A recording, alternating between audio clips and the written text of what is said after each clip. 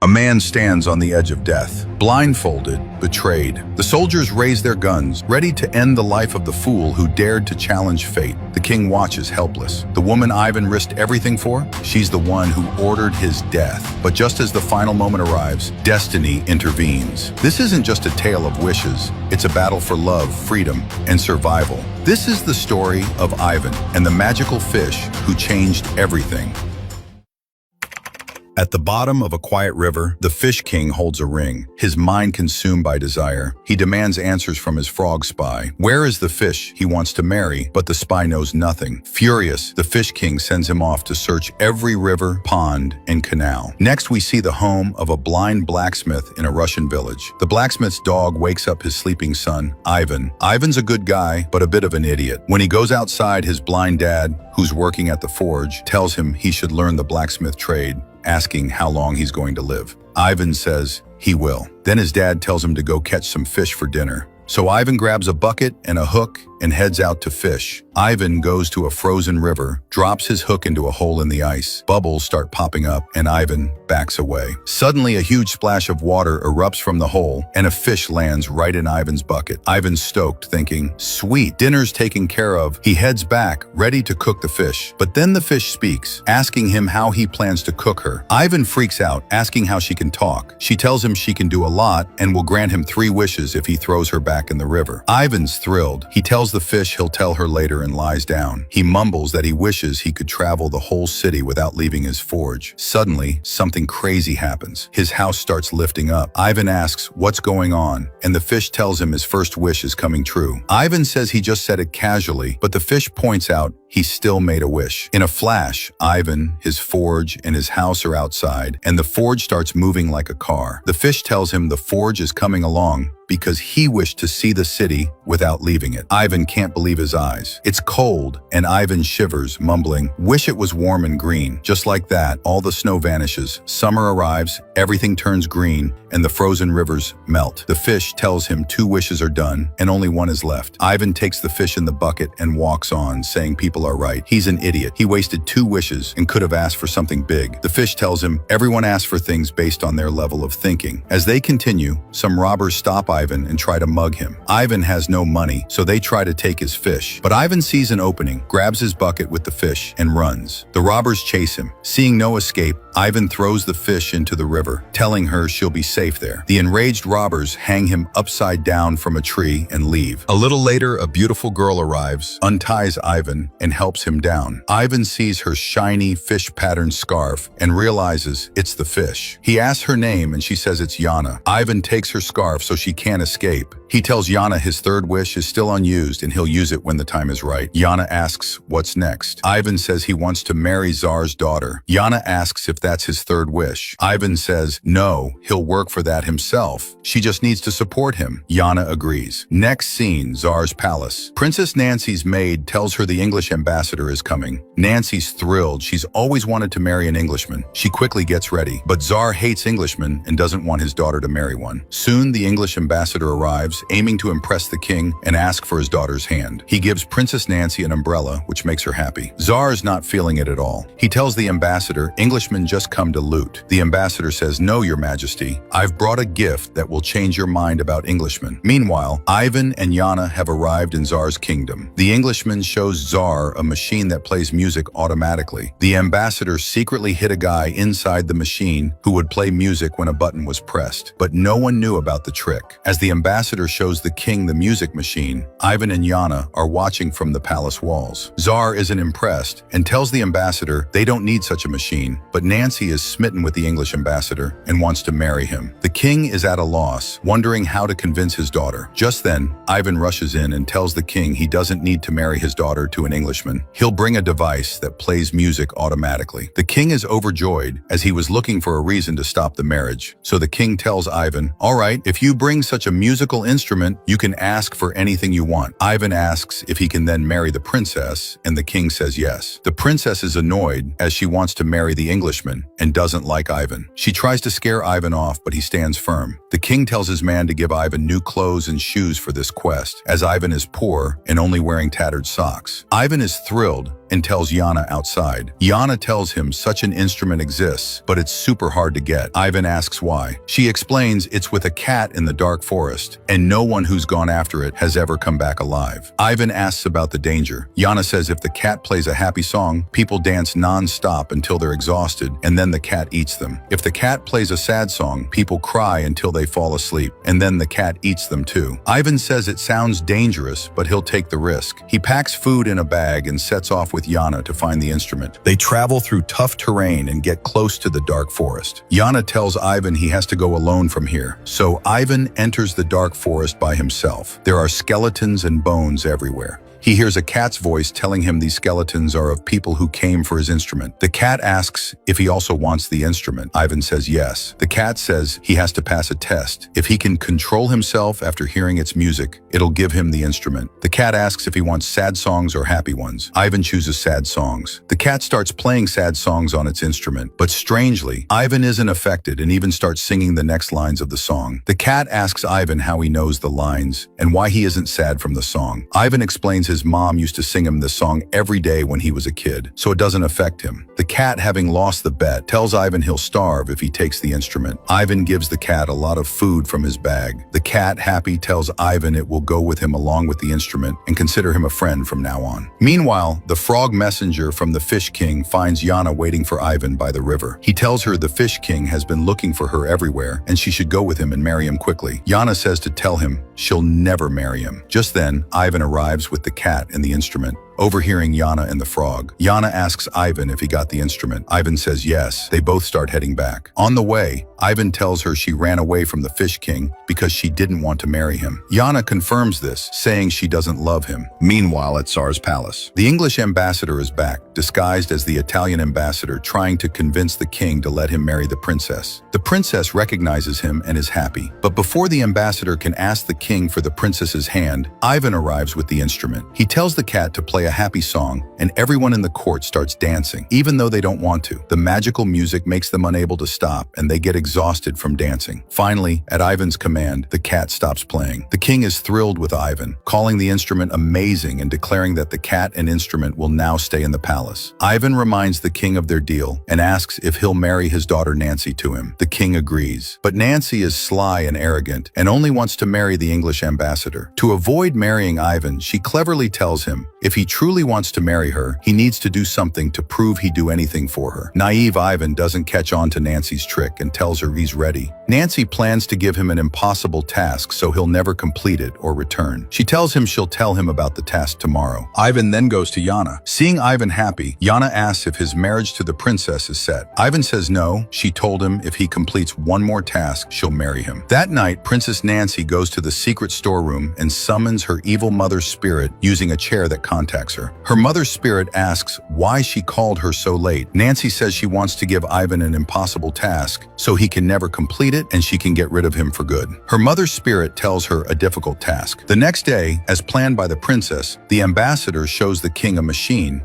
saying if you put salad in, it cuts itself. And if you put fruit in, juice comes out. The ambassador had hidden a person inside the machine doing all these tasks, but everyone outside thought the machine was doing it. The ambassador asked the king if he has such a machine in his kingdom. Before the king can answer, Nancy, following her mother's plan, asks her father if Ivan can bring a machine or something that serves food automatically and cleans up automatically. The king says he's heard of such a magical tablecloth, but never seen it in reality. Nancy cleverly tells him if Ivan brings such a magical tablecloth, she'll marry him. Following the princess's condition, Ivan sets off with Yana to find the magical tablecloth. On the way, Yana tells him the magical tablecloth belongs to two brothers, John and Ron. Many years ago, they left the city and moved to a hilly area. They got food and drinks without any effort, so they became lazy and ate so much their bodies swelled up and they can barely move now. As they talk, they stop at a poor elderly couple's house. Despite their poverty, the couple shares a lot of love. Moving on from there, Yana tells Ivan that the love between two people should be like a needle and thread, where one is incomplete without the other, just like that elderly couple. As they chat, they pass through beautiful green fields and finally reach the hilly area made of tall cliffs.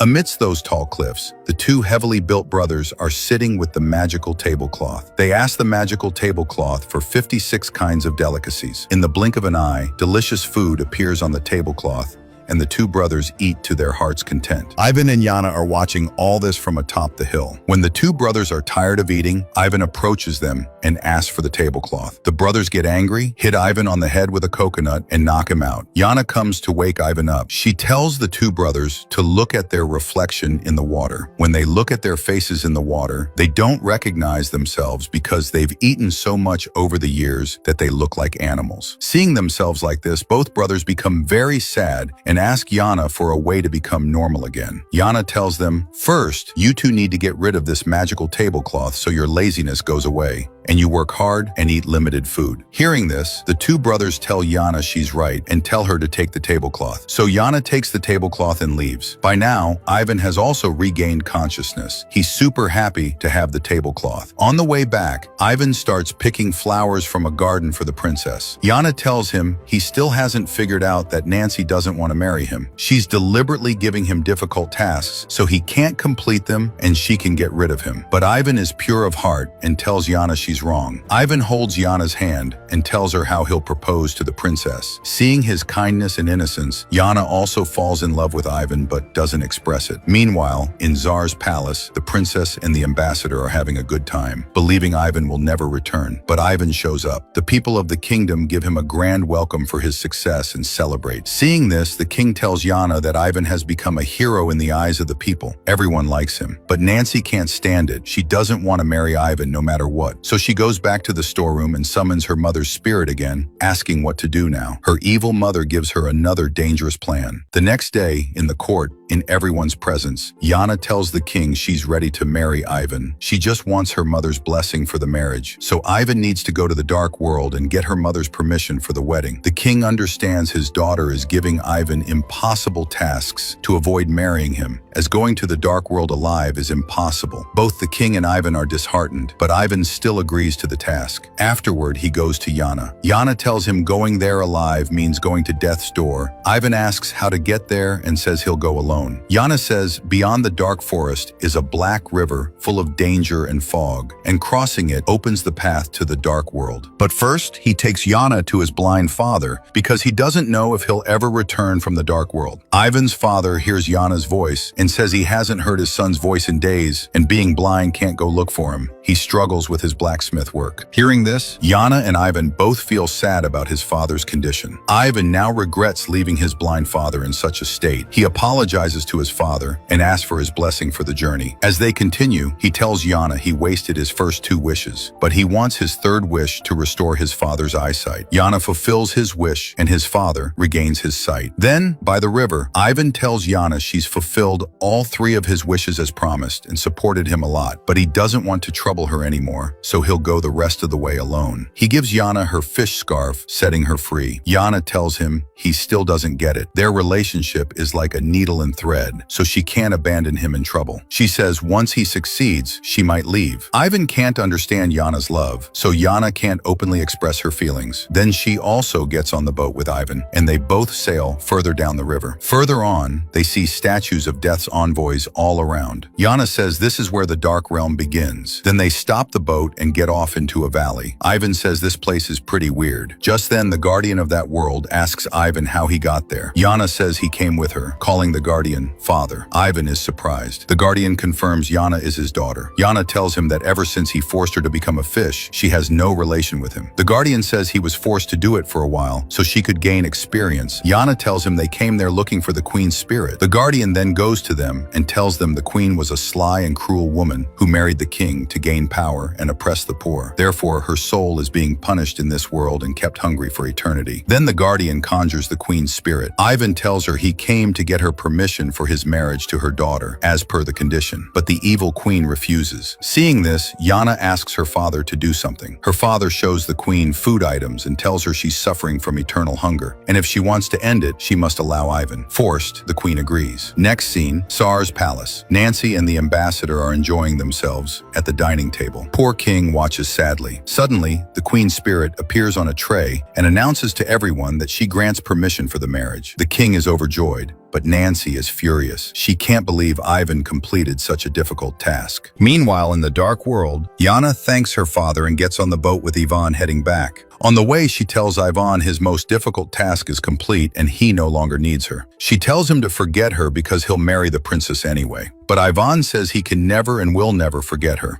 Yana tells him those who return alive from there lose their memory of it. On the other side, a furious Nancy goes to the storeroom and starts breaking the chair that summons her mother's spirit. Her mother tells her she was forced to allow Ivan because she was compelled, but she has information that will solve all her problems. Her mother says Ivan isn't alone. A magical fish helped him with all his feats so far, and Nancy knows that using magic is punishable by death in their kingdom. Nancy says she understands now. Meanwhile, dawn breaks as they continue down the river. And when Ivan wakes up, his boat has reached the riverbank, but he's lost all memory of Yana. So he asks Yana who she is. Yana says she's just a boatwoman. Then he gets off the boat and starts to leave, but he feels like he's forgetting something. He then goes to Nancy and tells her he completed all her tasks, but he's fallen in love with someone else, though he can't remember who. Nancy asks if he completed all the difficult tasks alone. Ivan says no, someone helped him with magic every time. Hearing the mention of magic, Nancy tells the soldiers, "Arrest him. He used magic, and in our kingdom,